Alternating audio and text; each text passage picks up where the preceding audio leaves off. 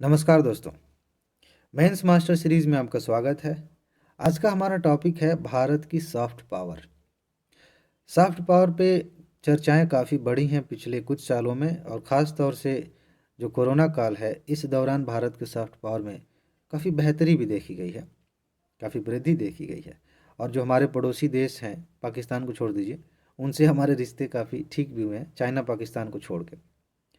तो भारत की soft power पे बहुत सारी डिबेट्स भी हुई हाल फिलहाल में। इसमें कहा गया कि भारत को इसका यूज़ करना चाहिए, कहा गया कि इसे और बेहतर बनाना चाहिए, विदेश नीति को बनाते समय हमें अपने सॉफ्ट पावर का ध्यान रखा जाना चाहिए, बहुत सारी बातें। लेकिन अगर आपने कभी पढ़ा नहीं है इसके बारे में तो आपके दिमाग में यही अभी तक आ रहा होगा कि यार पहले ये बताओ कि ये सॉफ्ट पावर है क्या। सॉफ्ट पावर का मतलब ये है, मान लेते हैं सिंपल, आप अपने दोस्त के साथ दुकान पे गए, कपड़े खरीदने गए और कपड़े 1,000 के हो गए। दुकानदार कह रहा है कि सर 1,000 दीजिए। आप कहने कि नहीं, हम 950 रुपये देंगे, 950 देंगे। आप एकदम अड़ गए हैं। वो कह रहे हैं कि नहीं सर प्लीज़ दे दीजिए, इतना हमारा घाटा हो जाएगा। आप नहीं दे, आपने ठान लिया कि हम देवे नहीं करेंगे, हम 950 देंगे। लेकिन आपके दोस्त ने सिर्फ इतना कहा, अरे छोड़ो यार दे दो कोई बात नहीं, आपने तुरंत दे दिया। ये आपके दोस्त की सॉफ्ट पावर है। या फिर उल्टा कर दीजिए, मान लीजिए कि वो दुकानदार जो है वो आपके दोस्त का परिचय वाला है, और दोस्त ने दुकानदार से कहा कि अरे भाई ठीक है रख लो, ठीक है कोई बात नहीं। ये आपके दोस्त की सॉफ्ट पावर है। समझ रहे हैं? सिंपल यही है। यानी कि हम किसी को अपनी बातों से सहमत करा लें, बिना कुछ कहे, बिना दबाव बनाए, प्यार से ही। ये जो शक्ति है, ये पावर है, इसको हम सॉफ्ट पावर कहते हैं। अगर इसे लिखना हो तो आप दुकानदार के एग्जाम्पल थोड़ी देंगे। यहाँ देखिए, ये अंतर्राष्ट्रीय संबंधों के मामले में जो बात करें, किसी देश की वह क्षमता जिसके माध्यम से वह देश बिना किसी बल या दबाव के विचारों की समता के आधार पर अन्य देशों को अपने लक्ष्यों के अनुरूप सहमत करता है। देखिए, बल दबाव का उपयोग सबसे ज़्यादा कौन करता है इस दुनिया में? सबसे ज़्यादा अमेरिका करता है, चाइना भी करता है। भारत प्यार से समझा लेता है कभी कभी। बहुत सारी चीज़ें भारत ने प्यार से की हैं। सॉफ्ट पावर है। तो हमने बल नहीं इस्तेमाल किया, हमने ये नहीं कहा कि नहीं दोगे तो अभी हम इसका जो है एमआरपी चेक करते हैं, कंपनी से बात करते हैं, दुनिया भर की चीज़ें हैं, और फिर तुम्हें, या फिर हम छोड़ो नहीं दोगे तो हम नहीं लेंगे। इस तरह का नहीं, आपने प्यार से ही बात किया ना, हो गया काम। तो प्यार से, बिना किसी दबाव के, विचारों में समानताएं हैं, एक जैसा सोचने वाले व्यक्ति हैं हम, दोस्ती है, बढ़िया है। तो ये जो पावर बनी इससे, उसी से आप अपने लक्ष्यों के अनुरूप किसी को सहमत करा लेते हैं। यहाँ देशों की बात हो रही है, देशों को सहमत करा लेते हैं। इसे ही कहते हैं सॉफ्ट पावर। और विदेश नीति में 3 स्रोतों से यह प्राप्त होता है। एक है हमारा कल्चर कैसा है, हमारी जो संस्कृति है, जिस देश के साथ मिलती जुलती है उसके साथ हमारे अच्छे संबंध होते हैं। जैसे इंडोनेशिया के साथ हमारे संबंध इस मामले में अच्छे हैं कि क्योंकि हमारी जो संस्कृति है प्राचीन काल से वहाँ की संस्कृति से काफ़ी मिलती जुलती है। वहाँ भी, हालांकि वहाँ मुस्लिम जनसंख्या ज़्यादा है, फिर भी हिंदू संस्कृति को काफ़ी संरक्षित किया जाता है। तो हमारे अच्छे रिश्ते हैं। ऐसे ही कुछ ऐसे देश हैं, जैसे कि मान लीजिए साउथ अफ्रीका है। साउथ अफ्रीका में क्या है कि हमारे यहाँ से लोगों को ले गए थे अंग्रेज, वहाँ रहते थे, गांधी जी वाला किस्सा याद होगा। तो वहाँ पे इंडियन कल्चर धीरे धीरे वहाँ पनपा, और आज़ादी की कहानियाँ काफ़ी मिलती जुलती हैं। तो इस कल्चरल कनेक्ट की वजह से साउथ अफ्रीका के साथ हमारे संबंध अच्छे हैं। तो एक स्रोत होता है संस्कृति, हमारा कल्चर, और दूसरा होता है राजनीतिक मूल्य। हम पॉलिटिकली कैसे सोचते हैं, किन मूल्यों को लेकर चलते हैं, क्या हम लोकतंत्र में विश्वास करते हैं, क्या हम साम्यवाद में भी विश्वास करते हैं, या फिर जो पुराने ज़माने में जो राजतंत्र था उस पर विश्वास करते हैं। तो जो लोकतांत्रिक देश हैं वो ऑटोमेटिकली एक दूसरे के करीब आने लगते हैं कि हाँ भाई हम भी लोकतांत्रिक, तुम भी लोकतांत्रिक, चलो लोकतंत्र लोकतंत्र खेलते हैं। तो ये जो है लोकतांत्रिक मूल्य हो गए, समानता वाले मूल्य हो गए। लोगों के अधिकारों को हम तवज्जो देते हैं, उनका सम्मान करते हैं, जनता के विकास पर ध्यान देते हैं। इस तरह के मूल्य जिन देशों के पास होते हैं, मिलते जुलते हैं, वो एक दूसरे से सहयोग करते हैं, सॉफ्ट पावर बढ़ती है। और हमारी जो विदेश नीति है वो किस तरह की, आक्रामक है कि सॉफ्ट है कि समझौते वाली है? जिस तरह की विदेश नीति होती है उसी तरह के हमारे दोस्त होते हैं, मतलब देशों में। समझ रहा है? तो ये 3 स्रोत मुख्य तौर से हैं जो हमारे सॉफ्ट पावर के स्रोत हैं। जैसे जिस तरह की, जैसे चाइना है, अब चाइना जो है आक्रामक रवैया अपनाता है, और उधर नॉर्थ कोरिया है, दोनों में दोस्ती बन जाती है। क्यों? क्योंकि इनकी सोच काफ़ी मिलती-जुलती है। तो ये सारी चीज़ें हैं। आगे देखते हैं, भारत की मजबूती क्या है इस मामले में? क्योंकि सिर्फ कहानी पढ़ने से थोड़ी काम चलेगा, हमें आंसर लिखना है। अगर कहा जाए कि भारत की सॉफ्ट पावर के बिंदुओं को गिनाइए, यानी कि या फिर भारत की मजबूती किन चीज़ों में है सॉफ्ट पावर को लेकर, तो आप बहुत सारी चीज़ें आप गिना सकते हैं। जैसे सबसे बढ़िया है प्राचीन सभ्यता और संस्कृति। हमारी सॉफ्ट पावर देखिए, हम जब जापान के साथ अपने रिश्तों की बात करते हैं, साउथ कोरिया के साथ अपने रिश्तों की बात करते हैं, यहाँ तक कि चीन के साथ भी हम क्या कहते हैं कि प्राचीन काल से हमारे जो सांस्कृतिक संबंध हैं काफ़ी अच्छे रहे, हमारी संस्कृतियाँ काफ़ी मिलती जुलती हैं। हमारे यहाँ से बौद्ध धर्म वहाँ गया है, योग की पद्धति वहाँ गई है, ये सारी बातें हम कहते हैं। जीवन का तरीका सीखा है, बहुत सारी मामलों में हमने उनसे, उन्होंने हमसे सीखा है। तो इसके तहत हमारी विदेश नीति प्रभावित होती है, हमारी सॉफ्ट पावर बढ़ती है। इसके अलावा हमारे लोग भी तो वहाँ रहते हैं, और जब हमारे लोग वहाँ रहेंगे तो उस तरह का वो कल्चर वहाँ विकसित करेंगे, उससे भी प्रभाव पड़ता है। तो ये हमारी जो संस्कृति है सॉफ्ट पावर की एक बहुत ही अच्छा टूल है, बहुत ही अच्छा सोर्स है। इसके बाद भारत में सभी धर्मों की उपस्थिति है, विश्व के लगभग सारे धर्म भारत में, हिंदू, ये चार तो हम ऐसे ही गिन देते हैं, लेकिन इसके अलावा जो है और भी छोटी छोटी चीज़ें हैं, धर्म है, संप्रदाय है, सबको स्वतंत्रता से रहने की आज़ादी है। तो ऐसा होता है, इसकी वजह से पूरी दुनिया में एक बड़ी अच्छी इमेज बनती है कि इतनी डाइवर्सिटी को समेट के रखना कोई छोटी मोटी बात नहीं है। अमेरिका को देख लीजिए, इतना विकसित देश है और रंग भेद की समस्या अभी भी चल रही है, कितने काले लोगों को मार दिया जाता है, कई बार इंडियंस भी शिकार हो जाते हैं, आपने एग्जाम्पल्स पढ़े होंगे, देखे होंगे टीवी पर भी। तो भारत के साथ ऐसा नहीं है, भारत में हर धर्म को इज्जत दी जाती है। वो उसको थोड़ा सा आप किनारे रखिए, अगर बगावत दिमाग में उठ रही है कि नहीं नहीं पॉलिटिकल एंगल हम देख रहे हैं, बहुत सारे पार्टियां ऐसा कर रही हैं कि धर्मों को बांट रही हैं, वो खेल वो चलता रहता है, खेल और खिलवाड़ ये राजनीतिक है। लेकिन ओवरऑल आप जब देखते हैं भारत के इमेज को, यहाँ हर तरह के धर्म के लोग रहते हैं, ये हमारे लिए एक बहुत अच्छी बात है, एक सॉफ्ट पावर है, पूरी दुनिया में एक अच्छी इमेज बनती है। ठीक है। इसके बाद योग और ध्यान की पद्धति अभी देखिए, संयुक्त राष्ट्र ने योग को लेकर के विश्व पे एक दिन फिक्स कर दिया कि इस दिन योग दिवस मनाया जाएगा। ध्यान की पद्धति से बहुत सारी साइंटिफिक रिसर्च हो रही है कि ध्यान करने से क्या क्या फ़ायदे होते हैं, और ये इसका ओरिजिन कहाँ हुआ है, भारत में। तो इसका विस्तार जैसे जैसे हो रहा है, भारत के प्रति जो देशों का रवैया है वो अच्छा होता जाएगा, हो ही रहा है। ये हमारी सॉफ्ट पावर है पूरी दुनिया में। दुनिया के अलग अलग हिस्सों में देखिए कि योग सेंटर्स बन रहे हैं, ध्यान के केंद्र बन रहे हैं, टीचर्स अलग अलग देशों के योग टीचर्स बन रहे हैं, एक नया स्कोप है। आप चाहें तो आप भी योगा टीचर बन सकते हैं, अच्छी खासी कमाई कर सकते हैं। तो योग की जो है पद्धति का विस्तार हो रहा है और हमारी सॉफ्ट पावर बढ़ रही है।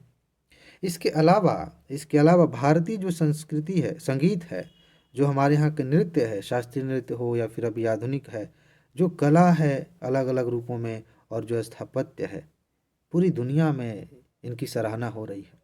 यूनेस्को ने कितने सारी चीज़ों को अपने हेरिटेज के तौर पर पंजीकृत किया है, नामित किया है, संरक्षित कर रहा है। ये चीज़ें हैं, दुनिया के अलग अलग हिस्सों में हमारी संस्कृति को आप देख सकते हैं। वीडियो में बहुत सारे अंग्रेज लोग भारतीय गानों पर नाचते हुए दिख जाएंगे आपको, बहुत सारी चीज़ें हैं। तो इससे भी हमारा सॉफ्ट पावर मजबूत हो रहा है, बढ़ रहा है। और भारतीय सिनेमा का क्या कहना? भारतीय सिनेमा बहुत लोकप्रिय है, बहुत सारी ऐसी फिल्में होती हैं जो इंडिया से ज़्यादा चाइना में कमा लेती हैं। हमारे यहाँ की बहुत सारी फिल्में हैं, जब हम अफ़गानिस्तान वाला टॉपिक कवर कर रहे थे, तो हमारे यहाँ की फ़िल्मों को अफ़गानिस्तान में बहुत पसंद किया जाता है, पाकिस्तान के लोग बहुत पसंद करते हैं। पूरी दुनिया में अलग अलग भाषाओं में उसे डब किया जाता है, देखा जाता है। तो इससे होता ये है कि भारतीय सिनेमा जब असर उसका होगा, दुनिया में लोग देखेंगे, तो होगा ये कि हमारी सॉफ्ट पावर में वृद्धि होगी। मैं आपको अपना पर्सनल अनुभव बताता हूँ, हालांकि ये कोई खींचने का टॉपिक नहीं है कि लंबा, सिर्फ छोटी सी बात बता रहा हूँ। मुझे नेपाली फिल्में पसंद हैं। मैंने जब नेपाली फिल्में देखनी शुरू की, अभी तो समय नहीं मिल पाता, धीरे धीरे ऐसा हुआ कि मुझे नेपाल के लोगों के प्रति प्यार बढ़ गया, एक सम्मान बढ़ गया, ऐसा लगने लगा कि ये मेरे अपने लोग हैं। ये मेरा पर्सनल अनुभव, अभी भी मुझे लगता है कि दुनिया में पड़ोसियों में सबसे ज़्यादा मुझे कौन प्यारा है, तो मुझे नेपाल के लोग पसंद हैं। हालांकि मैं नेपालियों से ज़्यादा मिला नहीं, उनके साथ ज़्यादा रहा नहीं, ज़्यादा क्या, बस ऐसे ही इंटरेक्शन एक दो बार हो गया कहीं आते जाते स्टेशन पे। लेकिन फिर भी जब हम किसी देश की फिल्मों को देखते हैं ना, तो जाने अनजाने में उसका वैल्यू सिस्टम, उसके वहाँ का कल्चर, वहाँ की बहुत सारी चीज़ें, वहाँ के वैल्यूज़ हम ले लेते हैं। और लगाव हो जाता है और वहाँ की सॉफ्ट पावर बढ़ जाती है। तो ये सिनेमा, भारतीय सिनेमा का ये काम है, बहुत अच्छे से निभाया इसने। इसके अलावा हमारे यहाँ का व्यंजन जो खान पान है पूरी दुनिया में फेमस हो रहा है। आप अमेरिका में चले जाइए, साग मिल जाएगा आपको वहाँ पे, कनाडा में। तो ये इसके कई सोर्सेज हैं। हमारे यहाँ के लोग कनाडा में रहते हैं पंजाबी साग काफ़ी खाते हैं, तो ये मैंने एग्जांपल दिया। तो ये है कि हमारे यहाँ का जो खान पान है उसका भी विस्तार हो रहा है, जितने से हम ट्रेडिशनल तरीके से हम चीज़ें करते हैं। और पुराने ज़माने में आप जा देखें, जो मसाला है हमारे यहाँ से ही तो शुरुआत से, मतलब एशिया के, साउथ एशिया से ही पूरी दुनिया में गया, तो व्यंजन का स्वाद ही बदल दिया। इसी चक्कर में हम लोग गुलाम भी बन गए, शुरुआत तो वहीं से हुई थी। तो व्यंजन जो है ये भी हमारे कल्चर को, हमारे सॉफ्ट पावर को बढ़ाने में एक हिस्सा, एक बहुत अच्छा रोल निभाता है। और उसके बाद हम कहें एक एक लाइन में कि इतनी जो कहानी, इतना जो हमने सुनाया ये वाला, इसको लेकर जा कौन रहा है, तो उसमें सबसे बड़ा हिस्सा है इन लोगों का, जो प्रवासी भारतीय हमारे हैं। आज तो दुनिया के बहुत सारे देशों में, अमेरिका में, कनाडा में, ऑस्ट्रेलिया में भारतीय मूल के लोग वहाँ की सरकार में शामिल हैं, वहाँ के विधायक हैं। और अपने यहाँ से शब्द उठाएं, विधायक इस टाइप का। तो ये प्रवासी भारतीय वहाँ की सरकारों में भी शामिल हैं, वहाँ जाकर रहते भी हैं, वहाँ के कामगार भी हैं, वहाँ की बड़ी बड़ी कंपनियों में मैनेजमेंट संभाल रहे हैं। और इस वजह से हमारा सॉफ्ट पावर बढ़ रहा है। मान लीजिए कि कोई सरकार में किसी, मान लेते हैं कि आप इंग्लैंड का एग्जांपल ले लेते हैं, वहाँ पे भारतीय मूल के बहुत सारे लोग हैं, सरकार में शामिल हैं, और सरकार कोई ऐसा नियम बनाना चाहती है जो भारत के खिलाफ हो सकता है। तो हो सकता है और होता भी है कि वहाँ के लोग कहें कि नहीं, थोड़ा सॉफ्ट चलते हैं, उनसे हमें ये फ़ायदे हैं, ये फ़ायदे हैं। क्योंकि वो जो लगाव है ना, वो बहुत ज़्यादा रिश्तों को कड़वा नहीं होने देगा।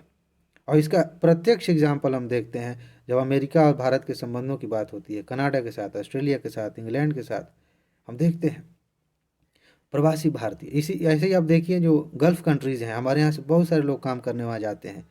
इस वजह से, हमारे कामगारों की वजह से, हमारे लोगों की वजह से इन गल्फ़ कंट्रीज़ के साथ हमारे रिश्ते अच्छे हैं, सॉफ्ट पावर हमारी मजबूत है। तो ये सारी चीज़ें आप अपने दिमाग में रखें, ये बहुत काम की चीज़ें हैं। और ये ऐसे एग्जाम्पल्स हैं, जब आप निबंध लिख रहे हों वहाँ आप कर सकते हैं। आर्ट एंड कल्चर में कोई फर्स्ट पेपर के तहत कोई टॉपिक है, वहाँ भी इन चीज़ों का आप इस्तेमाल जहाँ मौका लगे आप कर सकते हैं। लेकिन सब कुछ मीठा मीठा नहीं है, इतना कुछ दिक्कतें भी हैं। दिक्कत क्या है? पहली बात यही है कि भारत की जितनी क्षमता है, अभी हमने बात की ना अलग अलग एंगल से, भारत अपनी क्षमता के दोहन में पीछे रह गया। इतना बुरी दुनिया में लगभग हमारे लोग फैले हुए हैं, भारतीय फैले हुए हैं, लेकिन उसका हम अच्छे से दोहन नहीं कर पाते। ये एक समस्या है। इसके अलावा कुछ और चीज़ें हैं जो कि फ़िलहाल हमारी इमेज को ख़राब करती हैं, हमारी सॉफ्ट पावर पे धब्बा लगाने का काम करती हैं। कुछ ऐसी वजहें हैं जिसकी वजह से नकारात्मक अवधारणा फैल रही है। एग्जाम्पल के तौर पर हमारे यहाँ का जो भ्रष्टाचार है, सुभान अल्लाह, क्या बात है। भ्रष्टाचार की वजह से, हालांकि दुनिया में और भी देश हैं, एक इंडेक्स आता है, यहाँ पे आप एक आंकड़ा लिखेंगे, ठीक है, अच्छा लगेगा एग्जामिनर को।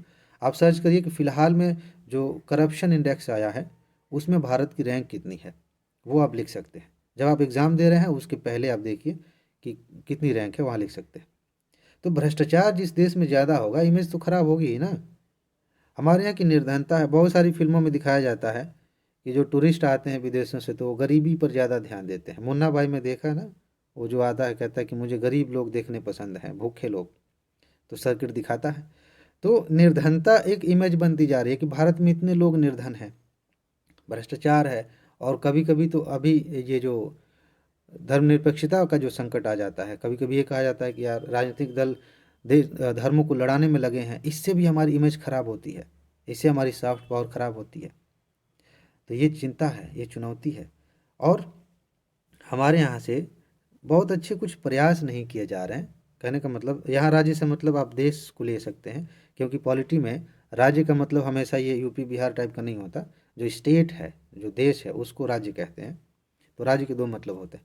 फिलहाल देश के द्वारा सक्षम प्रयास नहीं हो रहे हैं, उतने अच्छे से प्रयास नहीं हो रहा है कि अपने कल्चर को, खान पान को, पहनावे को, इन चीज़ों को और बढ़ाया जाए। साथ ही साथ सिर्फ इतना ही नहीं, अपनी विदेश नीति में हम कुछ ऐसे खास काम नहीं कर रहे हैं। जैसे मान लीजिए कि बार बार कहा जाता है कि नेपाल के साथ इतने अच्छे हमारे रिश्ते हैं, तो हमें कोई भी फैसला लेते समय नेपाल, बांग्लादेश या फिर अपने श्रीलंका, मालदीव, इनके साथ रिश्तों को बेहतर करना चाहिए।